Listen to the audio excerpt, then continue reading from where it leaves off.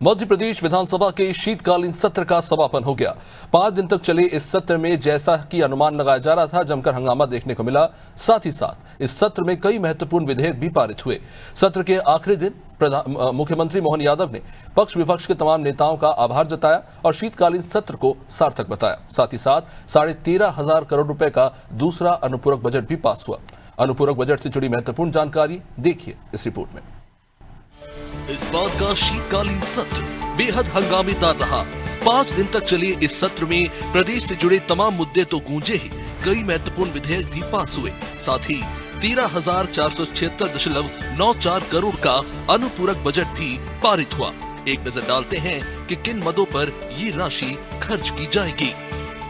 द्वितीय अनुपूरक बजट में 13,476.94 करोड़ का प्रावधान। जरूरतमंदों को आवास देना प्रदेश सरकार की पहली प्राथमिकता। बजट में पीएम आवास योजना के लिए 4,000 करोड़ का प्रावधान। बहनों को आर्थिक रूप से और अधिक सक्षम बनाने के प्रयास।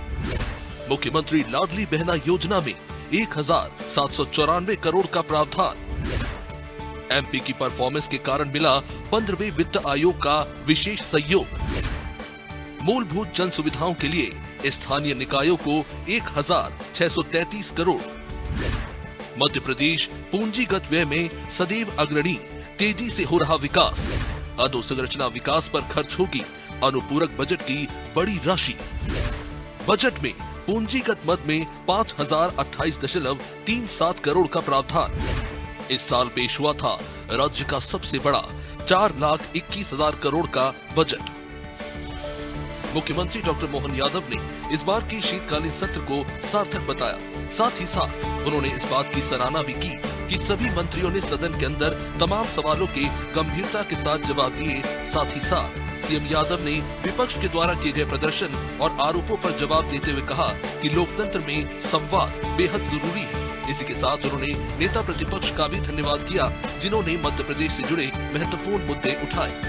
बजट सत्र में स्वस्थ वातावरण में सरकार ने खुले मन से सारे विषयों को लेकर के पक्ष विपक्ष दोनों के सामने अपनी पूरी स्थिति स्पष्ट की और ये 5 दिन का चलने वाला सत्र बराबर अपने निर्धारित उद्देश्यों की प्राप्ति के साथ कई सारी उपलब्धि लेकर के आया।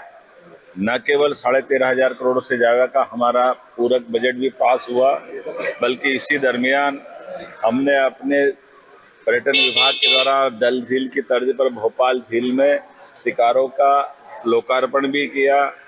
हमने नगर पालिका अधिनियम के अंदर संशोधन करके अध्यक्षीय प्रणाली सीधे करने का भी इसी में से एक अध्यादेश का कानून के रूप में परिवर्तन हुआ। और इसी के साथ साथ सभी विषयों पर जिस प्रकार से प्रश्नोत्तरी के माध्यम से विपक्ष ने प्रश्न चाहे, उन सारे प्रश्नों का यथायोग्य तर्क संगत तरीके से सरकार ने जवाब भी दिया। ये सरकार जवाबदेही में पारदर्शिता के साथ प्रजातंत्र के लिए जवाबदार सरकार है।